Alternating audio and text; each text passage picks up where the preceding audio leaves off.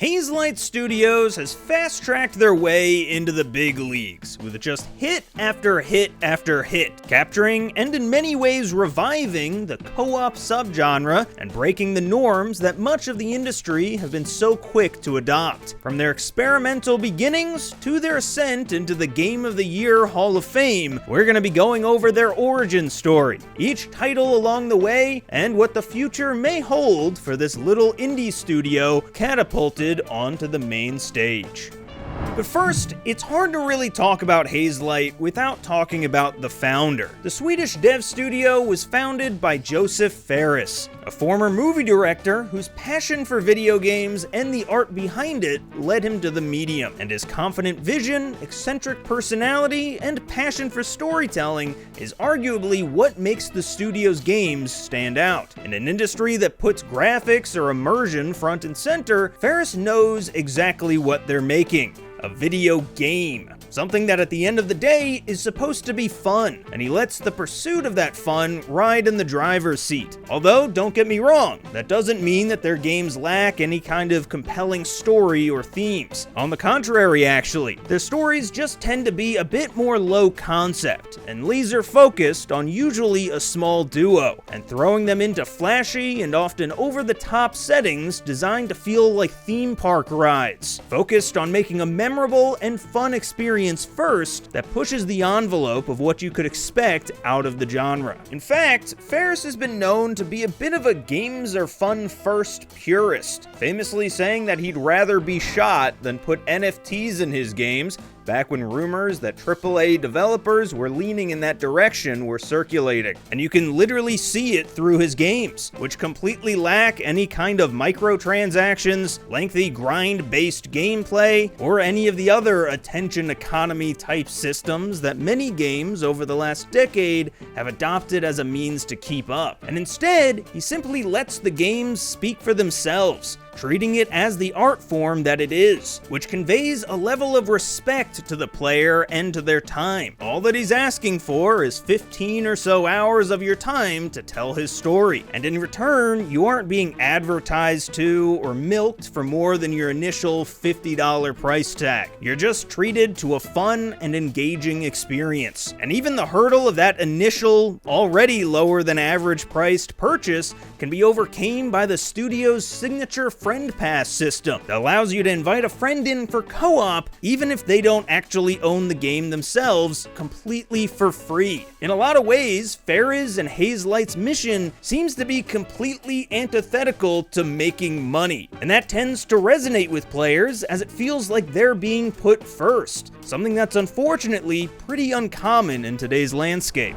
Now, although Hazelight wouldn't be formed until 2014, I am going to rewind just a tad here to Fares' first game, created while he was at another studio, Starbreeze, and that's Brothers: A Tale of Two Sons. Released in 2013, Brothers is a third-person adventure game with the unique twist that saw the player control two brothers simultaneously with each joystick in order to complete puzzles and progress through the game. Tone-wise, it's definitely a bit darker than Fares' later titles, and has more of a somber narrative to it, although the characters themselves speak a made-up language, leaving the story's main beats to be conveyed through action, and at the time was often compared to other silent yet thought-provoking titles such as Journey or Limbo. And overall, it was a commercial success, with both critical and player reception to the game being mostly positive, selling over 800,000 copies by the beginning of 2015. And it was following that success that Fares then decided to spin off and create his own studio, bringing along the core development team behind Brothers along with him, leading to Hazelight Studios officially opening their doors in 2014, working with EA as part of the publisher's initiative to help indie developers. This meant that Hazelight would retain creative control and would make most of the profit from their first title, but EA would reserve publishing rights, something that actually ended up giving this new studio a bit of legitimacy before its first game even released.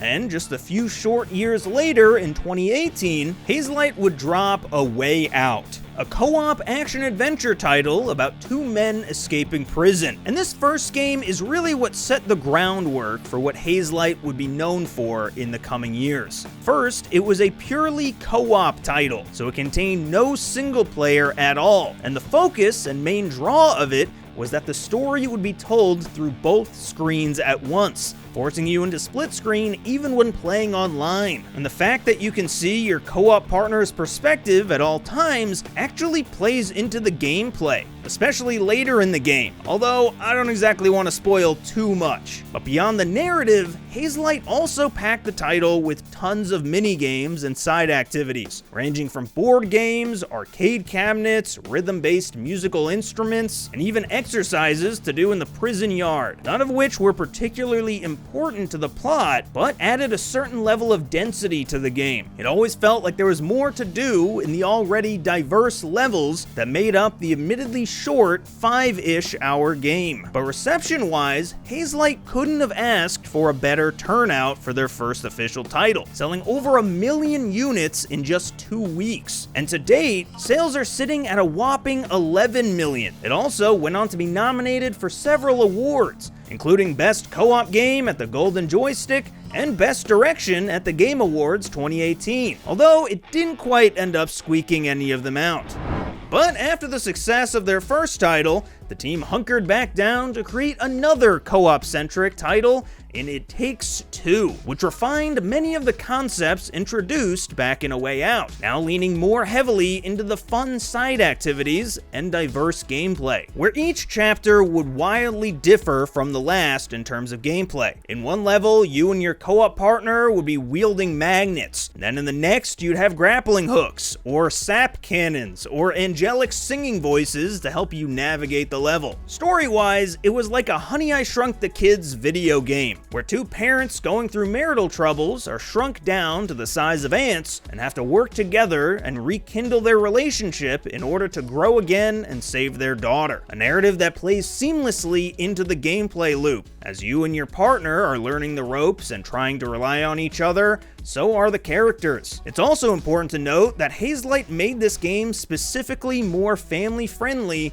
and even somewhat geared toward non-gamers, being simple and intuitive enough that even without decades of being exposed to game language, most people can reasonably pick it up pretty quickly. However, out of the gate, sales weren't quite as good as with A Way Out, still selling 1 million copies, but not for a full month after release, despite overall fantastic review scores averaging about 9 out of 10 from critics and just about the same from audiences. But the game maintained a pretty good pace, consistently gaining more and more traction in the industry, being helped by a separate Nintendo Switch release in 2022 and its addition to EA Play, which is the publisher's own version of Game Pass. But what undoubtedly helped it more than anything else was its abundance of awards, winning Best Design at the Game Developers Choice Awards, Best Multiplayer Game at the Golden Joysticks, the Better with Friends Award from Steam, and 2 different Game of the Years from DICE and the Game Awards, catapulting it into every gamer's mind. And at this point, It Takes Two is widely regarded as the golden standard for the genre.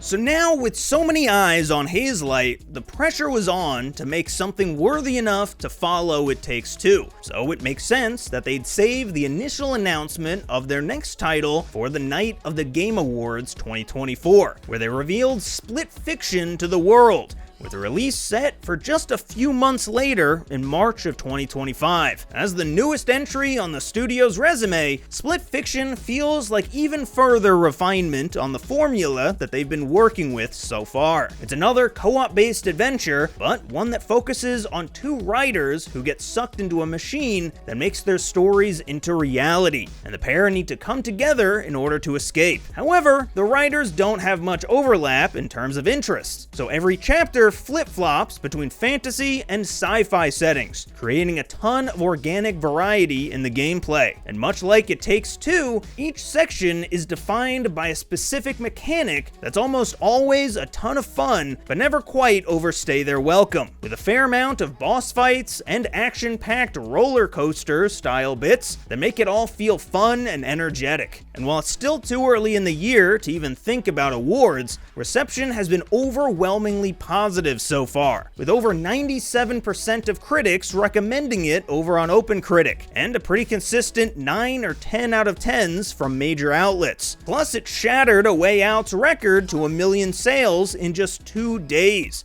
making it the fastest selling Hazelight title to date.